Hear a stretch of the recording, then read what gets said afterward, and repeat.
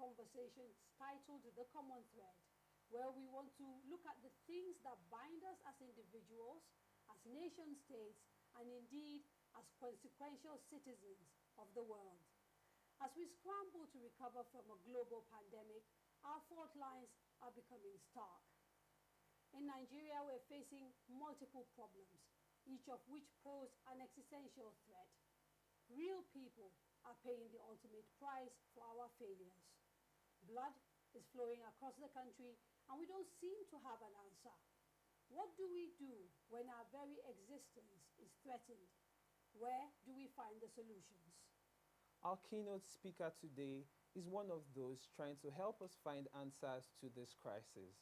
Dr. Bayo Akomolafe is a philosopher, psychologist, professor, and a poet. He's a teacher and a public intellectual renowned for his unconventional views on global crisis, activism, and social change. Dr. Bayo hopes to inspire what he calls a diffractic network of sharing and the politics of surprise that sees the crisis of our times with a post-humanist lens, and he's joining us all the way from India. Dr. Bayo Akomolafe will be talking about nationalism, governance, and spirituality. Welcome to our common thread, Dr. Akomolafe. How are you? I'm very good. Glad to be here. Thank you, Doctor, for joining us. And just for the sake of those listening, the structure of this program is that Dr. Akomolafe will make his presentation. We'll go for a short break after that, and then when we come back, we'll begin our interactive session, and people will have an opportunity to engage, while Tommy and I will also engage with Dr. Akomolafe directly. Doctor, over to you. Thank you very much. I'm deeply humbled by the invitation and by the context, by your hospitality, and what we're trying to do here. Thank you for inviting me to have this talk. Let me start out by saying that I think it would be incredibly presumptuous of me to assume the role of an expert, a distanced expert who has all the answers. I think such a move would invisibilize the embodied intelligences of Nigerians in this time of crisis. So I'm not showing up as an expert who has all the answers. I'm here as a child with questions. And in fact, you might be wondering, why do we need to listen to this? Why do we need to listen to yet another talking head, yet another PhD, yet another professor-type person with no earthly relevance to our local, pressing, contextual issues? And I think you would be right to have those feelings and to have those sentiments. We've had the academic world in the country of Nigeria for a long time, and it might be said that the contributions to the everyday living of Nigerians, of Africans, hasn't stood up to the ideals that we look forward to. So I don't want to show up as an expert. I want to show up as, like I said, someone with questions with a hint of emancipation, questions that might break open new ways of thinking. And I also want to share that most of the conversations that usually revolve around the country at the moment are heavily dualistic and binary conversations. It's either you're for the government or you're against the government. Either you're pro-regime or against the regime, either you're pro-Buhari or anti-Buhari. I refuse to be contained by those binaries, and I'm looking, if we will, to find a third way between the binaries, a different paradigm of thinking about what is happening in the country, what is happening in Africa as a continent, and what is happening in the world at large. So let's go on with this fugitive exercise in extra paradigmatic thinking for a moment. What I come with is a strange suggestion that the way we think about the crisis that is, beleaguering us as a nation is part of the crisis. And that therefore, we need something much more than solutions. Um, it is often the case that the rush to solutions repeats and reinscribes and reiterates the problems we're trying to leave behind. I can't remember the person who said it, but that problems are constraints, or solutions are problems with constraints, and problems are solutions with constraints. Sometimes our solutions mask problems as continuity. So I think we need more than solutions here. We need something radically different in order to witness the issues that confront us as a continent, as a nation, and I dare say as a species.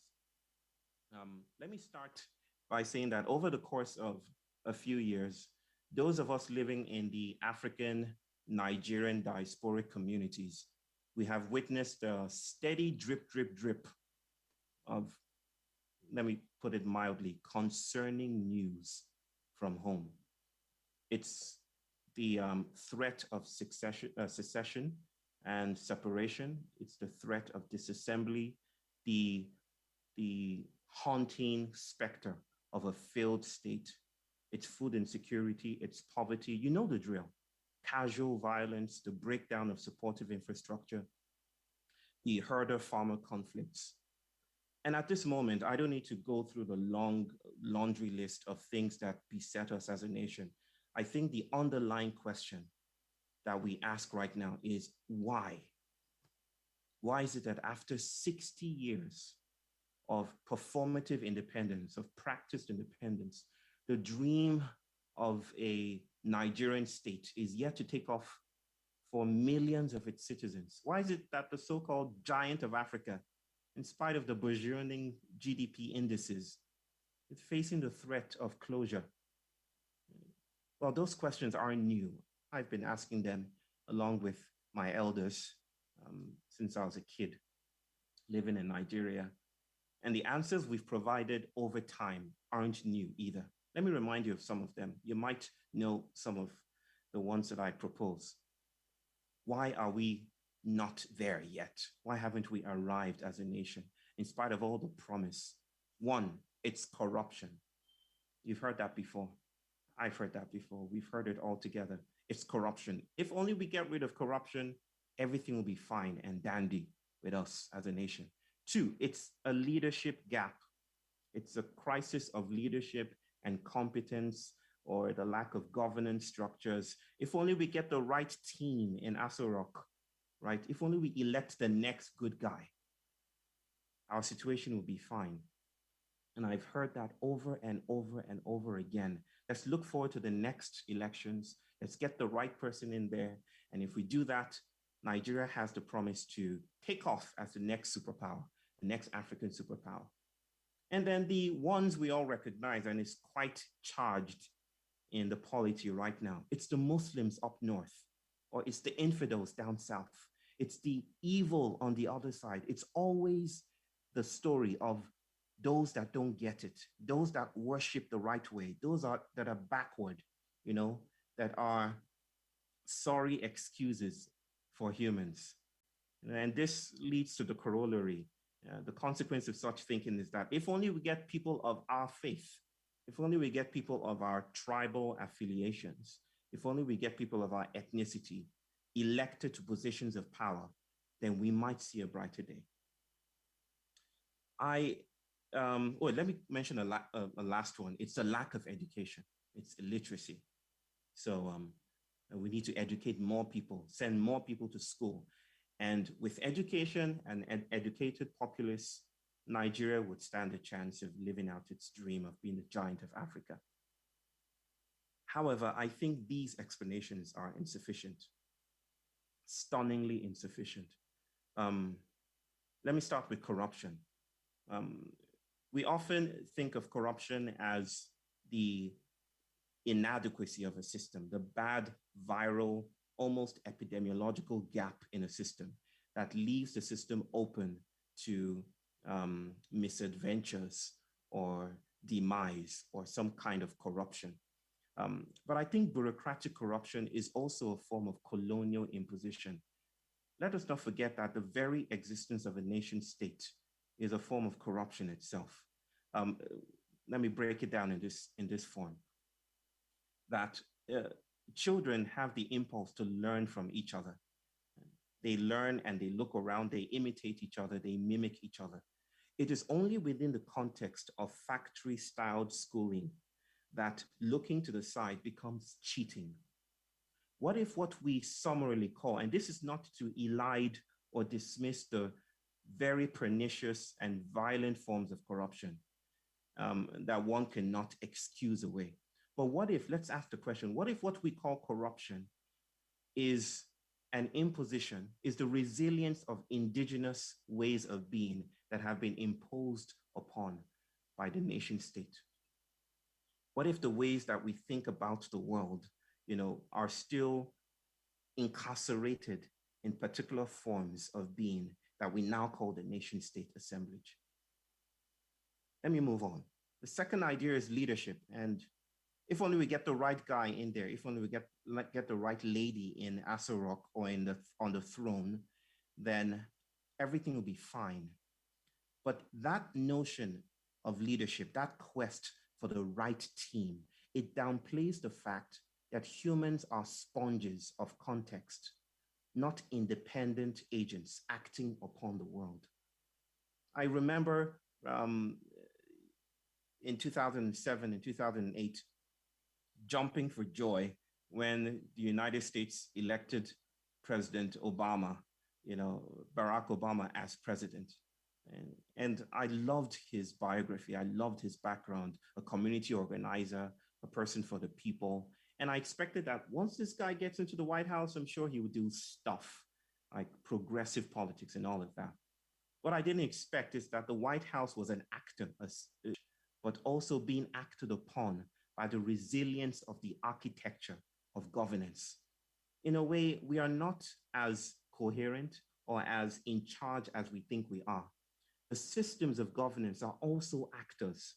And so the idea that if only we get the right person in this instance inside Aso Rock, and then everything will be fine, it invisibilizes, it downplays the idea that Aso Rock is also an actor, that the nation state has its own imperatives, whether humans are present in it or not. But let's go ahead with these ideas. And then the other idea is that it's the other side, and those concepts and those ideas are quite charged right now in Nigeria. It's the ethnical, religious fault lines that it's dividing us, asunder, which recalls, brings to mind Chinua Achebe's Things Fall Apart and the center cannot hold. But it seems that the tragedy of the other, which is what I would call this reductionistic tale or story about the other side, the evil on the other side, the tragedy of the other is that we need the other to be fully ourselves. These reductionistic stories that we tell occlude and dismiss the complexities, the livelihoods of others that we have demonized as evil, as villains, or as wicked, right? And again, none of this is to really downplay the viciousness of the kidnappings, the horrible casual violence that now besets and beleaguers our streets in Lagos and other parts of the Federation. But it goes beyond the notion of blame, that in trying to find an answer, a convenient one at that, we tend to reduce the world into a unitary or atomic element, something that we can usually or pass around like a meme. And in doing so, we leave out the complexities of the situation. For instance, the idea that a certain faith tradition is evil, is wicked in itself, therefore the adherents are wicked, does not fully account for the fact that the text of a faith tradition, of a religion, isn't what determines the shape of that religion. A faith is an ecological, shifting, biological element or organisms, always in response to the environment around it. Was responsible for the decimation of millions. I think the lowest estimates I've seen is about 1 million people. The highest is 3 million people. That between the 11th and the 13th century, the Knights Templar invading Jerusalem killed millions of people. And this is supposedly the religion of peace. Now, this is that the texts that we have, the sacred texts that speak about our faiths, are not the only things that shape our faiths. There are other things that are happening in response to a faith that makes that faith what it is. And we have to look at the global picture. We have to look at how adherents are responding to the world around them before we allocate blame in the simplistic ways we have done, which has led to only these weaponized binaries that we're used to. And then finally, this idea that illiteracy is the obstacle in our path. Well, I'm still of the opinion that grandmothers are custodians of wisdoms that are deeper than any PhD might have. Illiteracy is a colonial force. The idea that illiteracy, that we Africans or Nigerians had no way of understanding the world or measuring the world or navigating the complexities of the world prior to factory-style schooling education, is another invisibilization of the complexities that we have for ourselves. We built cities, we told stories. Illiteracy is not what's in the way. So I feel that education is not the linear bridge that we think of it as, that there is so much more when we consider what education could be in our times. But all of these explanations are insufficient. And the reason why they're insufficient is that we live in a more than human world. And you might have noticed that I'm getting there. The humans, what we call humans, are not the center of the planet. We're not the center of the universe. The things that beset us as a nation transcend human politics and human languages, but we tend to reduce it to our human concerns and human issues. So I want to bring to our consideration the idea of the Anthropocene. You might have heard of the Anthropocene. The Anthropocene is this time of rapid industrialization that has led to the terraforming of the planet in negative ways, that has led to the death of ecosystems. We're living now in a toxic soup of carbon. We're living now in the toxic soup of released chemicals into the environment. And these issues are not just environmental, because the environmental is already psychological. Now, for us to think about the Anthropocene, we have to recognize that the world is failing collectively. It's not just Nigeria, across the canary and the coal mine. I think that Africa is a prophetic, avant-garde system, that if you look at what's happening in Africa, you can tell what's going to happen in the future. It's no coincidence that Africa or Nigeria, which gave the so-called new industrialized world 11 million of its black bodies, is now at another crisis moment where we're spilling out, and the prospects of failure have never been as poignant or as potent as they are right now. So collectively, nation states are failing. It's not just the escalation of migration. It's not just technological sophistication that distresses our notions of sovereignty.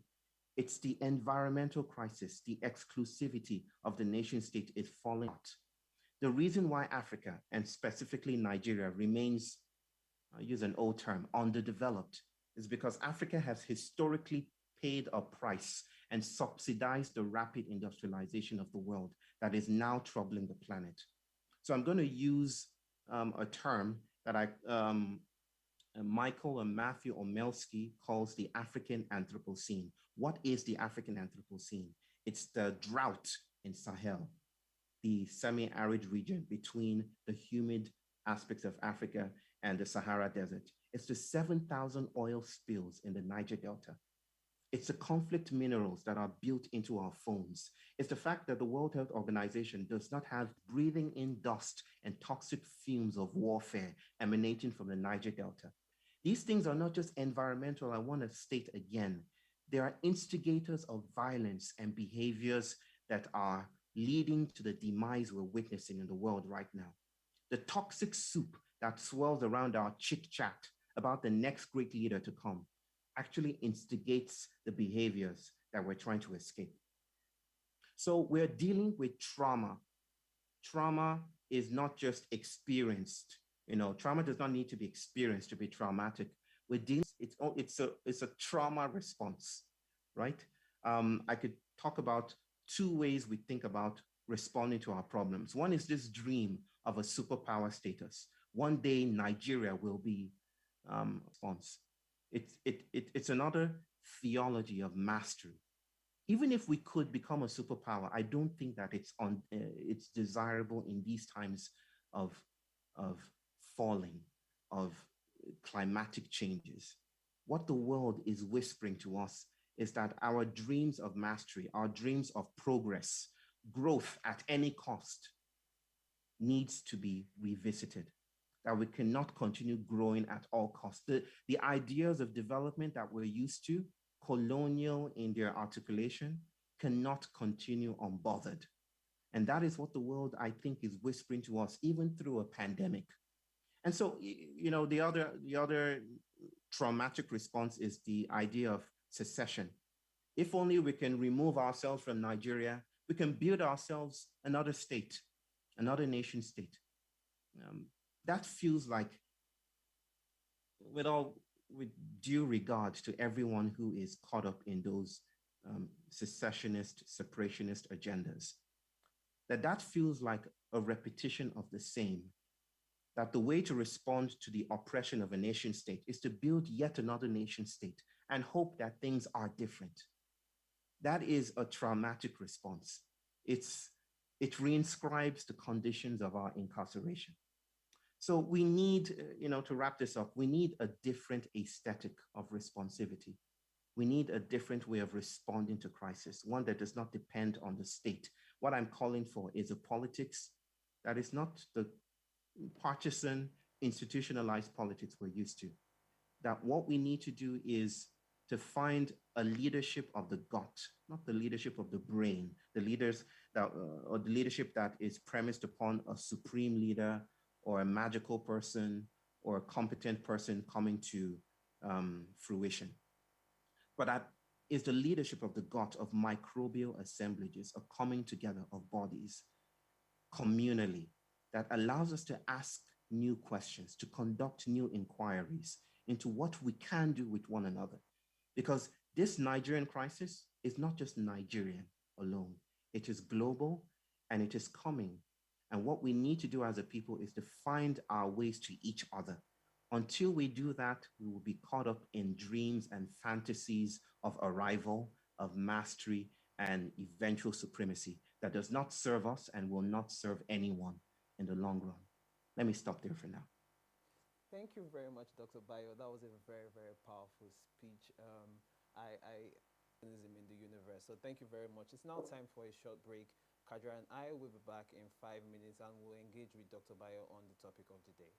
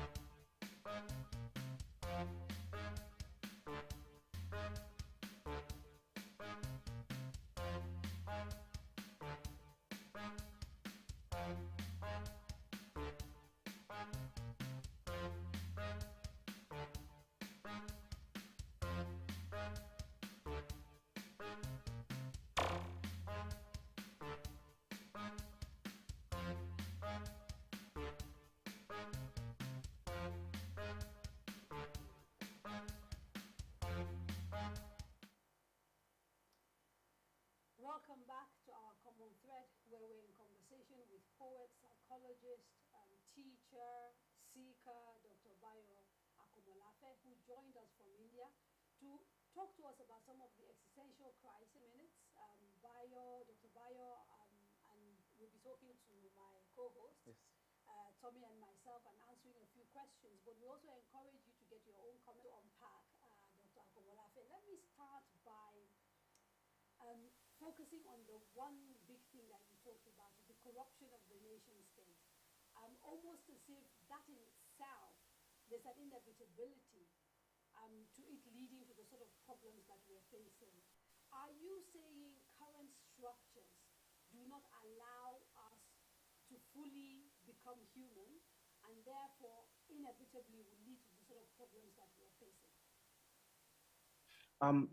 I cannot quite right that with the architecture of schooling, to look to the right and to the left in the classroom would be suspicious. That it's not enough to just say corruption is a problem. What if the nation state itself is getting in the way of transformation and blossoming and abundant livelihoods? What if the kinds of self-hating remarks Nigerians make when we come back from abroad and we get into the airport and we see Murtala Mohammed Airport and the air conditioners are not working fine, and we hiss and we say, how come we're not doing it right? I'm just from Netherlands and it's fine, and it's good, it's functioning over there. What if all of this, what if the ways that we have been taught to think about how collectives and people should function, what if that's the problem in itself? And what is our incapacity to live up to the global nation-state order, telling us about the resilience of other ways of being that we're trying to flatten out beneath the asphalt of modernity? What if, for instance, the ways that what the nation-state calls bribery, right? Giving a police officer money, is the echoes of ways that we had gift cultures in the past. Gift cultures where you did not have to deserve, you did not have to fit neatly within a bureaucratic structure to deserve the blessings of a community. So I'm not for or pro those behaviors today. I'm raising conspiratorial questions about the ways that the assemblage of a nation state interacts with indigenous cultures, African cultures, Nigerian cultures, and what it makes possible and what it makes impossible. But in many ways, the existence of nation states seems to suggest some sort of consensus And even though, I mean, we kind of know how that consensus was arrived at, yes, through Yep. colonialism and other forms of oppression, but nonetheless, some sort of consensus in a world that is now so fractured. How do we find our way back to having a conversation that reaches to a consensus that enables us to question what is? Think through categories. We're creatures of categories. We're creatures of habit. I don't know that we even know what it is to live outside nation states. Um, we don't know how to think. We barely even know how to think of education outside of schooling, right? And here's the problem then, that what we need is something beyond our genius, something outside of human programs and projects and manifestos. We need a way of thinking about this that is about meeting the world at large, right? It's not about appealing to the nation state or the global nation state order. And I want to say as well that the nation state was not consensual.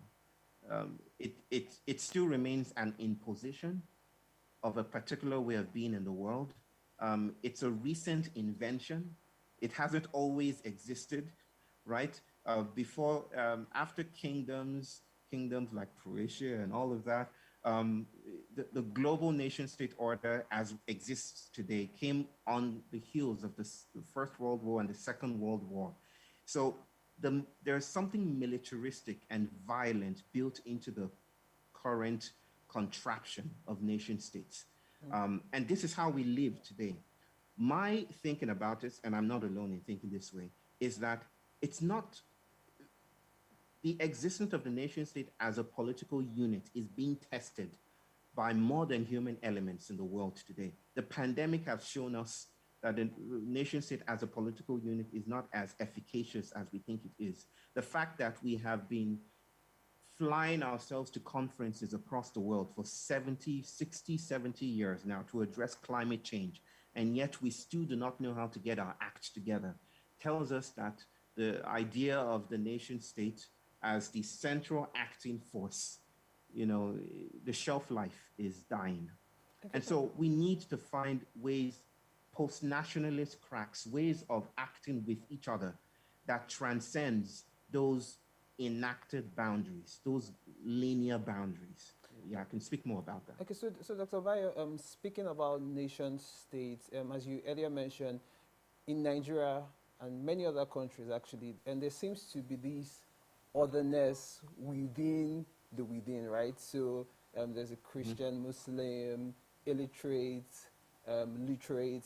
How do we as a people navigate these differences while trying to function as a cohesive nation? Because we do exist as a nation state, right? And it's the reality, and I doubt if it's going to change anytime soon.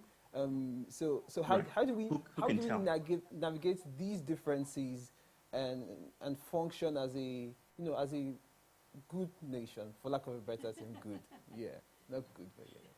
Well, I don't know if we can function as a good nation, but I know we can function as good neighbors, right? I think that's the fugitive invitation right now, that we can function as good neighbors, we can function as brothers, we can function in ways that may not even have a language yet. And this happens, we are connecting in ways that are not always noticeable. The idea is finding where we share common folk, the transatlantic communities, the African diasporic communities on the heels of slavery that emerged away from home. And how did they emerge? And how did they thrive under the boots of oppression? By finding ways to build home underneath the colonial master's gaze. They found ways to connect with each other. These are disparate African communities. They actually built new religions, Candomblé, Santeria, different ways of thinking about the world, different technologies. They built Gayap economical cultures. They built Rastafari. They built new musical genres. All of this was a way of connecting that did not depend on the nation state apparatus. but they found a way to connect with each other. And I feel that that's what we need to start doing today. If we find, or if we build a politics that is about being recognized by the nation state, that is about appealing to Aso Rock or appealing to City Hall, whatever City Hall means, wherever you are, then we will run the risk of repeating the trauma that we haven't yet addressed that keeps on haunting us as a nation. So yes, my brother, we are a nation state, and it might seem that we're going to be a nation state for a while longer, even though there's this prophecy that Nigeria has come to its near end. But I feel what we need to do right now might be the precursor for what the world is going to try to do in down to the practice of building community. I feel that there will be times when a traumatic response to trauma seems like the only way that a response can go, right? In the heat of fire, in the heat of violence, it is very difficult not to otherize. It is very difficult not to paint the other side in a single picture, to use the phraseology of the term of Chimamanda Adichie. It's very easy not to reduce the other to a single story. But I feel that even then, there are breakages, there are rupturing moments, patient comes from inquiry, new kinds of inquiry that are made possible by larger shifts. Right now, Indian Muslims or ethnic, affiliations, and are now gathering around the question of what do we do with our kids if now we're beginning to question the utility of the commute or sending them to school far away. What do we do with this moment? How do we meet the awkwardness of this moment? And I know that this isn't unique to India. It's across the world. These changes affected us in dramatic ways. And now we're asking questions. I think I ran into a feed where Nigerian mothers and fathers too are asking these questions about education. I feel these are the ways that we gather around, where differences become different, where we move away from the violent and weaponized edges that we're used to. Think about the ways we gather around football, right? The way football becomes an occasion for us to sing, and be motivated by a nationalistic sentiment. It's just that there are not, there aren't many occasions for that outside of soccer. Right? So the issue right now is how can a destructive moment like the pandemic, how can this huge cosmic event lead us to one another again? How can we gather around new questions? And how can we invite people into the radical hospitality of that? I think it starts from asking those questions. It might start with you, Kaderia, opening up your home to a question and inviting people who are also distressed by that question to gather around for tea or eba or something. So the invitation is that there is an invitation at large in the world right now, and we need to take heed of that. Now, Tommy wants to ask a question, but I want to just wrap up on this thing that we started with. I know that you're not big on time as a concept, and when you talk to people, quite done with, right? And the future is already inscribed in the past.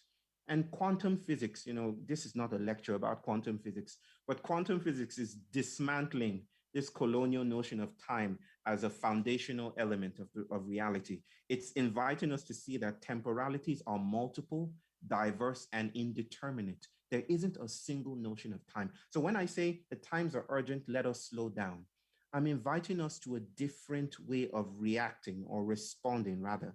The only way to solve our problems is to situate ourselves in this machine that continually produces the future by excavating Black bodies, by excavating the past, by displacing communities, by pathologizing anything that does not look like white modernity, right? So the invitation to slow down is not an invitation to do things slowly.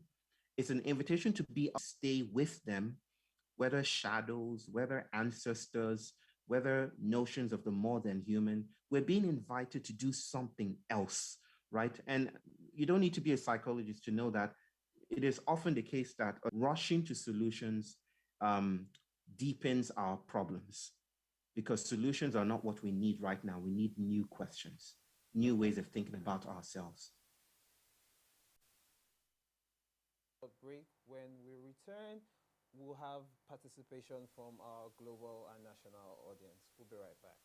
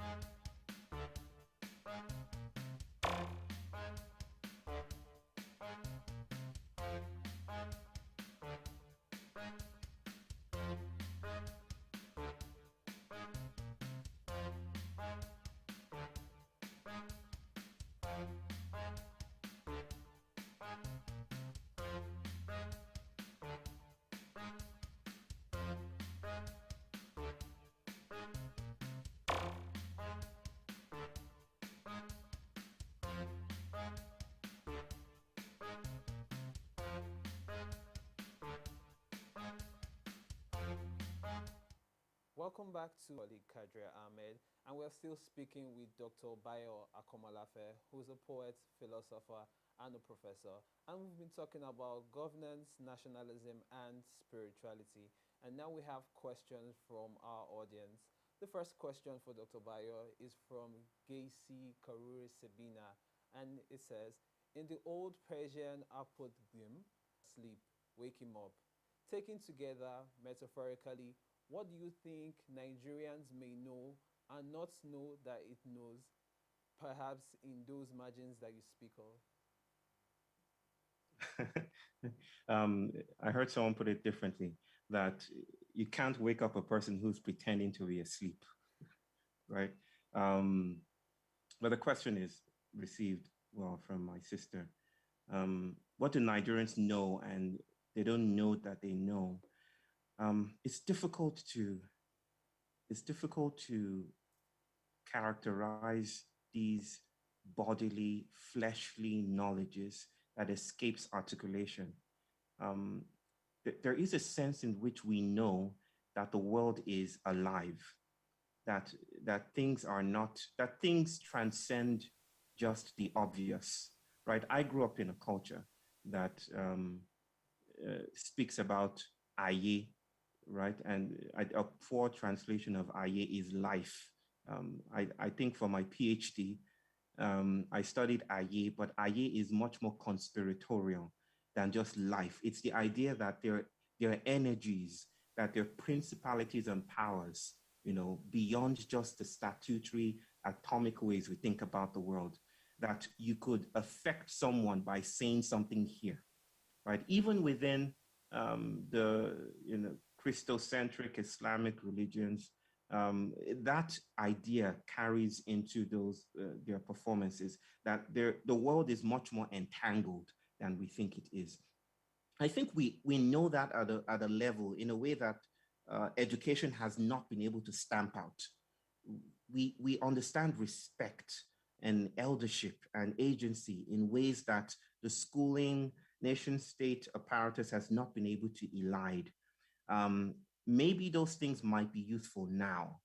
I want to speak about, I want to say something about this that I often write about as the theology of the discarded, right? Right now, what we're performing when, for instance, the former president of the United States calls Nigeria and Haiti and other African nations shithole countries, what we're performing in our justified rage is the theology of mastery, right? How dare you call us that?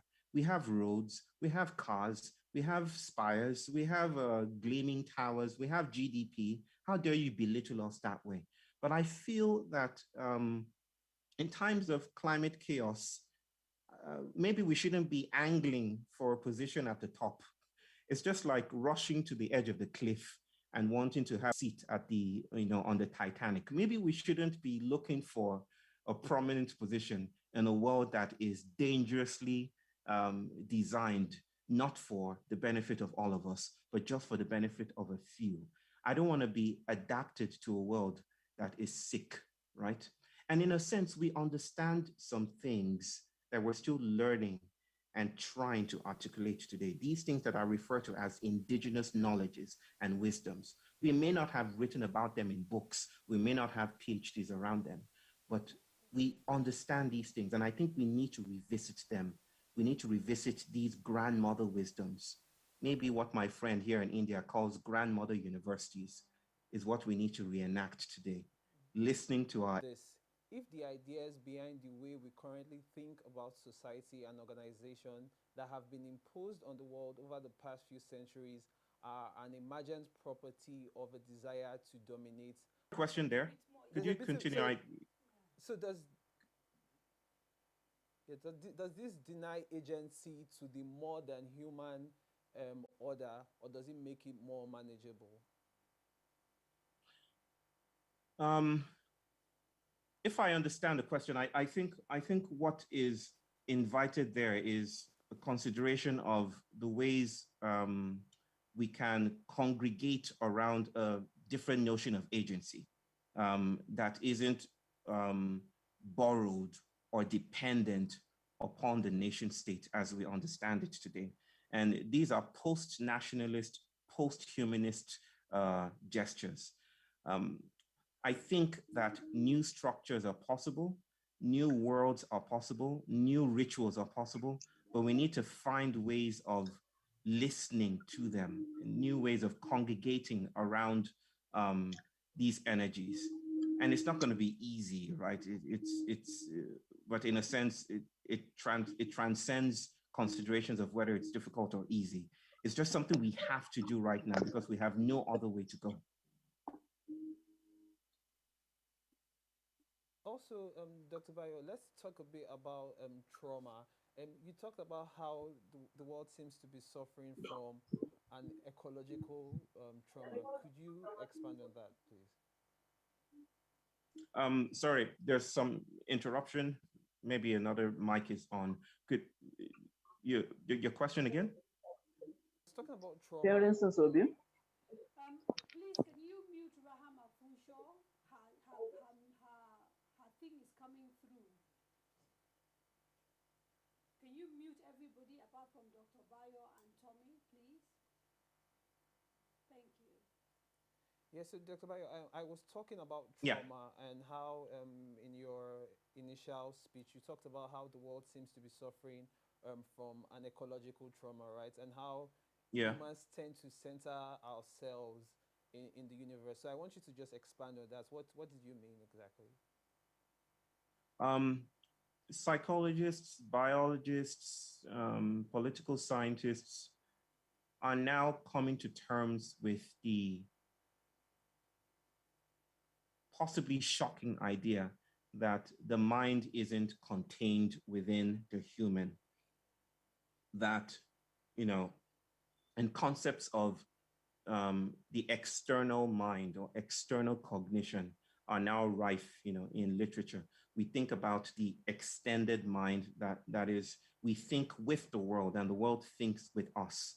And then there are also fascinating explorations of how emotions are transmitted, right?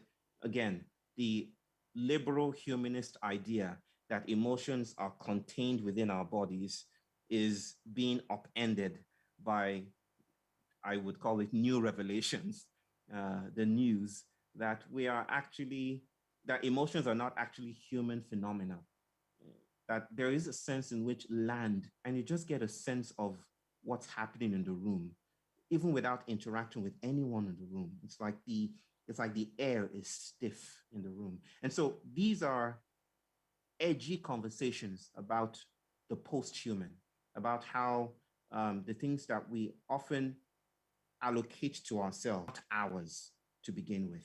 They're environmental, they're ecological, hence a field like eco-psychology.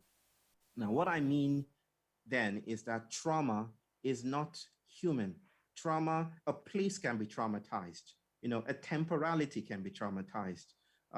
We can quickly get into traumatized ways of repeating and repeating and repeating ourselves, a toxic cyclicity, if you will.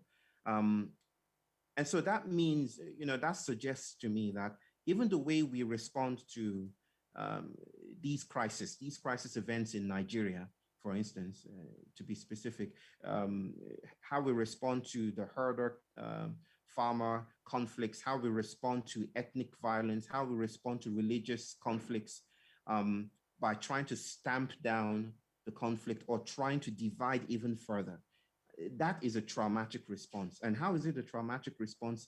It it's a traumatic response in that it uses the resources of that epistemology. It uses the resources of that arrangement to try to understand and address that arrangement. And that is what keeps us in our situation. That is what keeps us in our troubles. And so we need a break. Trauma needs a break to be released elsewhere. Trauma is not the bad thing that we often make it out to be. But if it gets still, just like stiff air in a room that has stock. And so what we're looking for is an unstockness. What we're looking for is air to breathe, something that releases us from this repeatability, this desire that says the only way to think about emancipation is if we get a new leader, if we get a new political party, or if we build a new state from scratch. That is just toxicity repeating itself. Thank you very much, Dr. Bayo, for that. There's a comment and a question from Mr. J. Naidu. He said, beautiful rendition of the state of the world, Brother Bayo. The one thing I have realized is that changing systems is not rocket science. Because some of the biggest questions that we need to be able to answer, he said something like that, is what does it mean to be African? What does it mean to be human? Because all of our differences are man-made.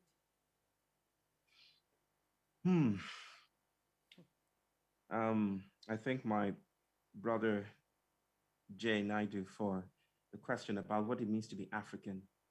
I think that there are like a rhizome, like a map, there are different entry points into the conversation about identity. We can start from historical circumstances. We can start from shared visions of the future. We can start from the more biological and the more material and say that I'm connected to this land and to this continent in a way that gives me the permission to lay claim to an African identity.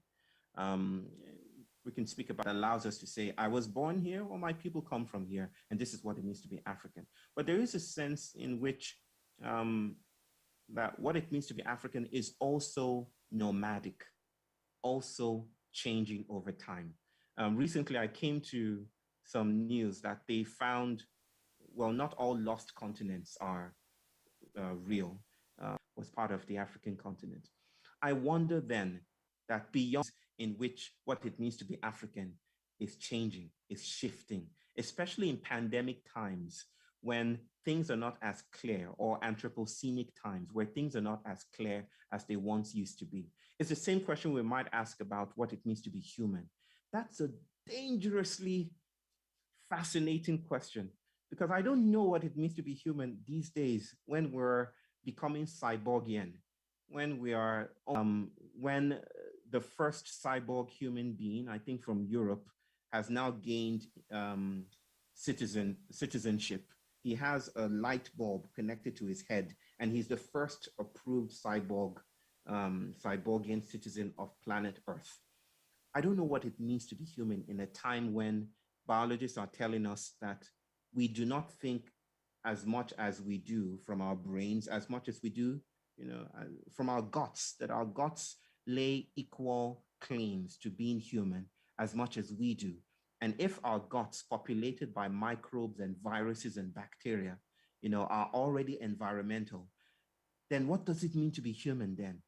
So maybe I'm not trying to find a new definition. Maybe the question then is, how do we draw new lines in the sand? And what risks are we taking when we draw the line here and say, this is what it means to be African, as opposed to being non-African? And this is what it means to be human, as opposed to being non-human.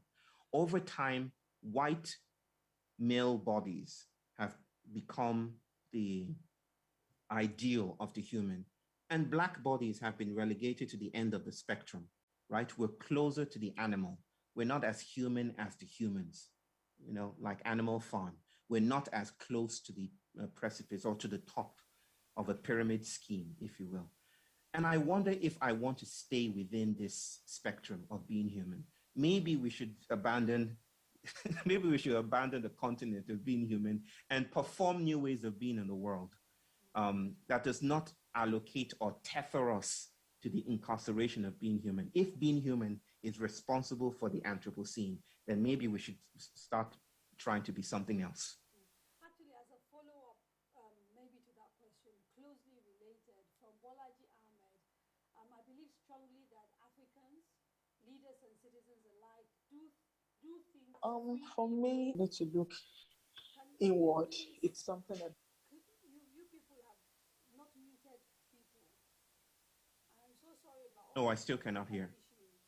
I'm so sorry. There's Can something you wrong with hear the us, audio. please? Can you hear us now? Yes, I can hear you, Tommy. I can hear you, Tommy. Can you hear me, Dr. Akomolafe? Africans, leaders and citizens do not think like freedmen, but as free men. I could say probably this is how the West wants us to think.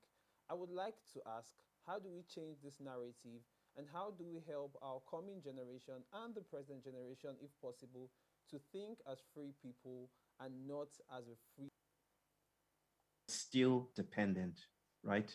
Um, Given sovereignty, but still attached to as well. An elder mentor of mine, who's late right now, used to tell me that Africans, if we're speaking about Nigerians to be specific, that Nigerians are used to Panadol, but we don't like paracetamol. And I think what he was trying to say was that we are addicted to endpoints and solutions. And we don't, pandemics are still quite present with us. And that's the Anthropocene. That is ongoing encroachment of ecologies and ecosystems. We don't know how to respond to the escalating temperatures or ocean acidification or the loss of biodiversity. We don't know how to do this. We're beaten around the bush as well. So as when we start to learn more about the failures of these systems that we're addicted to and fixated upon, then I think it might liberate us to try to find and create new knowledges, new fugitive, and I keep on saying the word fugitive because the fugitive is the refusal of the plantation, of the slave cotton plantation, and the plantation that reproduces the same over and over again. We will find our way when we lose our way, when we untether ourselves from these systems that proliferate the same realities that we're trying to escape. But we have to learn more about these failures.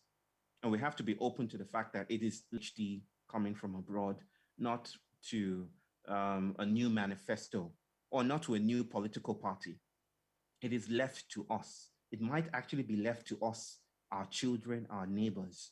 We have to learn anew and unlearn. This is the time of unlearning, unlearning our mastery, unlearning our servitude to giant systems. And only then, in these soft political moments that are not tethered to institutional partisan politics, only then would we be able to catch a glimpse of an otherwise, of a different. Yes, I can hear you. I can hear you, Tommy. Okay, so there's a question from Amina, and she says, regarding Nigeria, you mentioned we need a break from the trauma. Can you give an insight into this, and how do we take a break and break off the cycle of toxicity? Oh, yes. That is the question, the million naira question. No, not a million naira, maybe the 10 million naira or 100 million naira question. How do we break away? And then we say, probably the next voting cycle would deliver us our salvation. All we need to do is pray harder or vote harder or work harder. And then we're left in the same place. How do we break away from this toxic cyclicity? I feel that breakages are not human things to do. That might come as a surprise. Our ingenuity is left to our education, is left to our competence. I do not think that is the case. I think transformation is a shared alliance and partnership between humans and their more than human worlds, right? Just like I said earlier on, that the pandemic afforded us a new way to glimpse education. In the same way, breakages come when we are able to, when things that are larger than us allow us to be freed from certain ways of viewing the world. So the question is not how do we break? I would reframe the question. The question then is, Where are the breakages already? Where are the ruptures? And how do we sit with those ruptures? How do we sit with those places that are already opening up with new agency, with new, sometimes conspiratorial and controversial questions? How do we sit with them, right? It's not for us to break the world into two and find our way out of it. That would reinstate the concept or the idea that we are in charge of our own salvation. We are in charge of things, which is the trouble with the Anthropocene, right? Those kinds of thinking have brought us here, and we don't want to repeat that, you see. So the issue then is not how do we break, is how do we stay with the breakages that are already present. Dr. Bayo, thank you so much for that. If I could ask you to go a little bit deeper into that, you are not suggesting a certain docility in that people fold their arms and do nothing.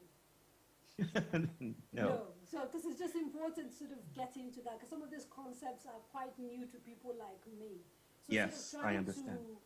To wrap our hands around sitting with something, but in a way that is active and doesn't... We will behave like our context, right? If my daughter were to fall into that, we're exhibiting, right? And so it's upon us to articulate transformation. I mean by that, I mean that in soft and modest ways of connecting with others, of holding space for a question, or inviting sanctuary, what I often name as sanctuary or making sanctuary, or building ritual, creating art, and inviting movement around a certain ways that we have been taught to think about the way the world works. That in doing such things, it might seem small, it might seem, not scaled up, it might seem insignificant, but I think those are the places where we need to occupy that might lead to new transformative moments. I'm speaking about what the Palestinians call mujawara. Mujawara is a technology of neighboring. Now, Palestinians, as we all know, are under the boots of Israeli oppression, right? They have been suffering under this imposed nation state. What do they do under those circumstances? I don't want to say invented, that seems too mechanical, but for the lack of a better word, they invited or invented a way of meeting each other that they called mujawara. And mujawara means neighboring, right? It's a way of sharing meal, but it's also a way of thinking about the future, thinking about neighbors and their needs in that moment, thinking about how we transcend the other. The protesters in Istanbul in 2013 and 2014, the Taksim Gezi Park protesters, how they cared for each other in the face of oppression. It's how the Cairo protests happened. It's how the slaves in the New World cared for each other. These things may seem small and insignificant, but in a world where a tiny, almost infinitesimal object, such as the virus, the coronavirus, can upend entire economies, I don't know that we can hold space for smallness anymore. This is about noticing that sometimes in our vigorous, righteous, by our protest, right, ironically, that sometimes, in fact, the nation state allocates a space in its algorithms for protest to happen. And then when it happens, we leave our marches, with the sense of, I did something today, and maybe I have changed the system just by, protesting the system. But the system has become resilient. Protest is now by the way. It has ways of enveloping and appropriating our fury and our rage. So we need something else. You see, we need something else that does not play into the game. Or like my brother here in India would say, if we beat them at their own game, we've lost, right? So we need something other than the game that we keep on playing, right? And this is not a dismissal of protest. This is not a dismissal of our many activisms. It's just a call to notice that we are caught up and roped in more things than we care to notice, or more things than we care to language. And we need other forms of power, experimentation.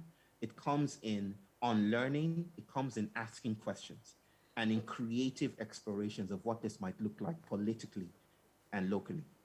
We are fast running out of time, but there are for you to wrap up. The first question is going to come from Yegwa, and he wants to ask it directly. Yegwa? Yes. Okay, hi, good afternoon. Can you hear me okay? Yes, brother. Okay, I thank can you so hear you. much for Yeah. this. Really becoming a practitioner. I Yeah. find that in my own life, in my own practice, there seems to be a conflict between this new perspective, this new way of being, and the way the world is, what the world considers valuable, and how we're supposed to behave. So, in your own practice, I mean, like in a place like Nigeria, if one was talk like this or act like this, there's going to be friction. People will think Ability is opening up, and you might find people be beneath the guise, or beneath the guise of business as usual, are quite open to exploring these ideas, exploring these concepts, exploring these questions. So hang in there, hang in there. The space is opening up for new conversations, and maybe that's where we should focus on today. Okay, and one final question, Dr. Akomolafe, and this is from Mustafa Sahid. He says, I believe that there are many things that are wrong about the way we behave and think as citizens.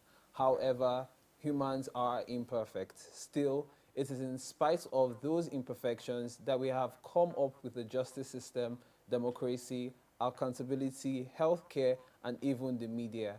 While we point to these structural imbalances, we must have practical responses to our issues in a way that salvages ourselves. Can we take our conversation to the human attempts with special reference to Nigeria? What needs to be done? I guess what I hear, Dr. Akomolafe, is people are still grappling with the practicalities of Yes. embedding some of these ideas. It takes some sitting with. It again, I resist, as I started out saying, I resist the easy, prescriptive solution.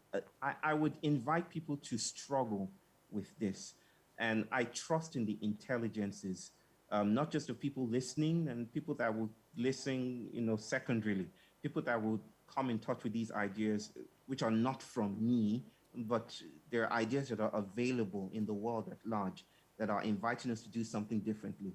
It takes some struggling. Paradigmatic shifts are difficult to navigate, but there's something here. If we just stay with it a little while, like Jacob, in the Bible, whose thigh was undone by the blow of the angel, by God himself wrestling with him. We need to be broken in some ways. We need our thighs to come undone. And only then might we slow down and learn new ways of being in the world. So, but let me stay with this question for a while by my brother Mustafa. That's a mighty spiel there. I'm just going to take one strand of it and respond to it by saying that, yes, humans are imperfect. Thank goodness for that. I cannot tolerate the idea that we are, or we would be perfect.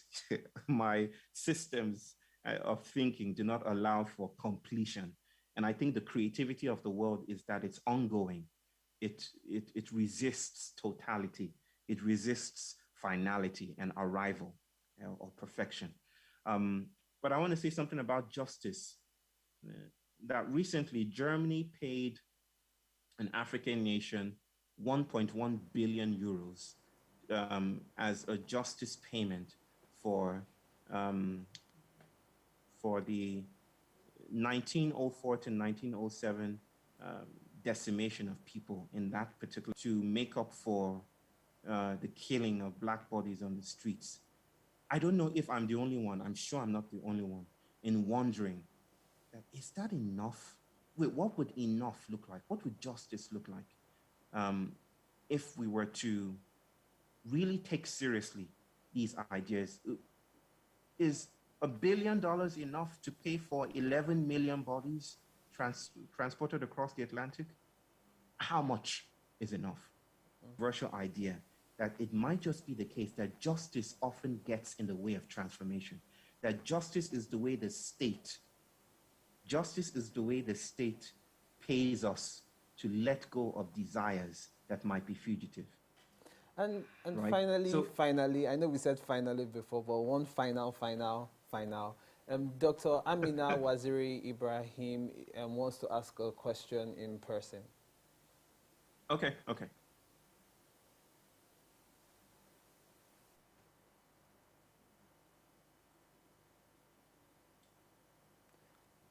You have to unmute her. Yeah, we're trying to get her audio sorted. Right.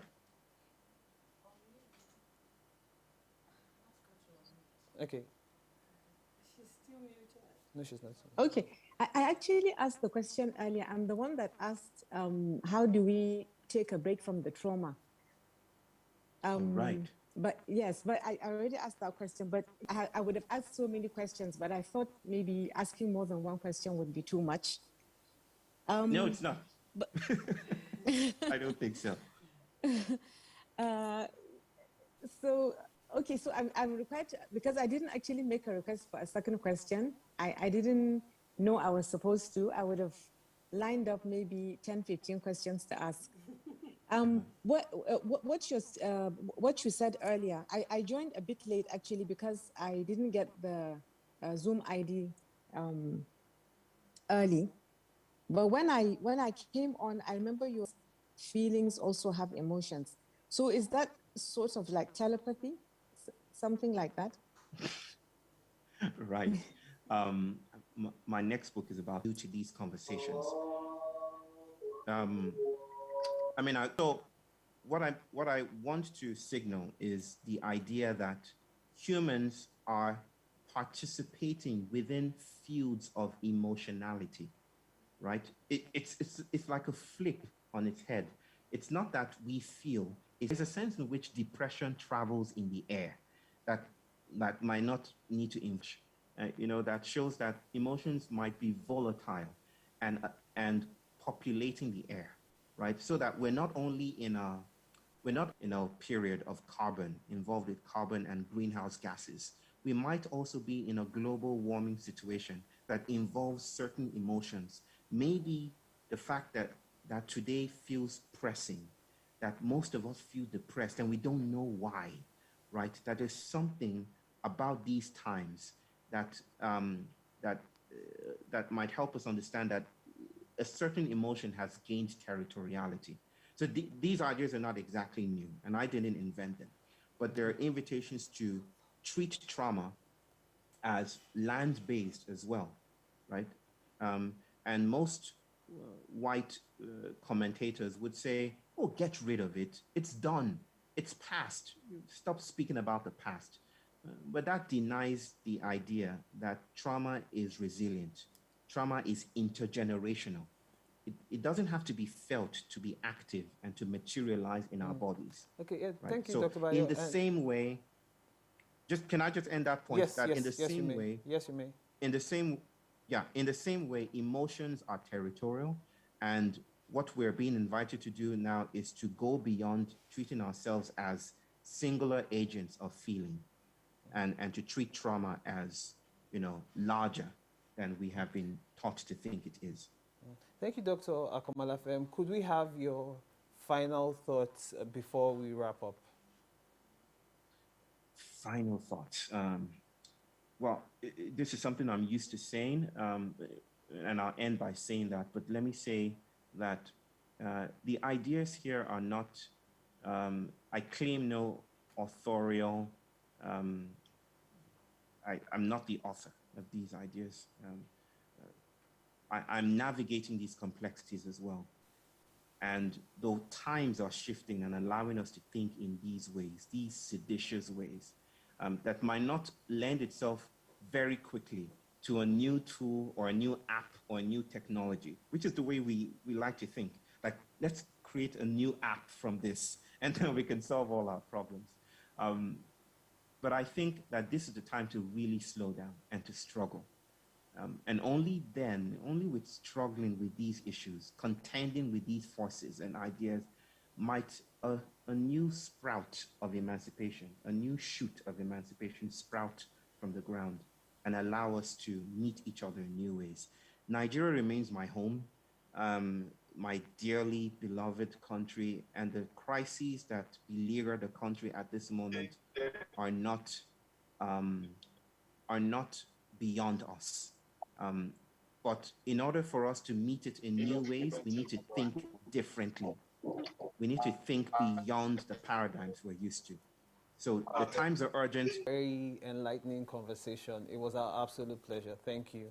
And that's it for the show today. Many thanks to Dr. Bayo. Conversations are always a good place to start. Thanks again. I am Tomi Olugbemi. And I'm Kadria Ahmed. And our common thread, the second edition of our common thread, is coming up in September, where we hope to bring you another global thinker. Thank you again, Dr. Akomolafe. This has been very interesting and very educative. We hope that you will not be a stranger to Radio Now.